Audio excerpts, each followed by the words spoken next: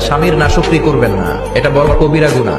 আপনি অনেক আল্লাহর ওয়ালি হতে পারেন, নামাজি হতে পারেন, কিন্তু আপনার স্বামী যদি আপনার উপর নাখোশ থাকে, জান্নাতের দরজা আপনার জন্য খুলবে না।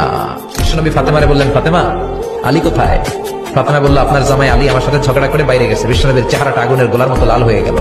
বিশ্বনবী ডেকে বললেন, ফাতেমা, তুমি বিশ্বনবীর মেয়ে হতে পারো, কিন্তু আলী তোমার স্বামী। আলী যদি তোমার উপর নাখোশ থাকে, জান্নাতের দরজা তোমার জন্য খুলবে না। কোথায়? বললেন যে মসজিদে নববীতে গেছে। বিশ্বনবী যে দেখলেন বালির উপরে আলী শুয়ে আছে। বিশ্বনবী মজা করে ডাক দিলেন, ইয়া আবা তোরাব। তোরাব অর্থ বালি, তোরাব মানে কি?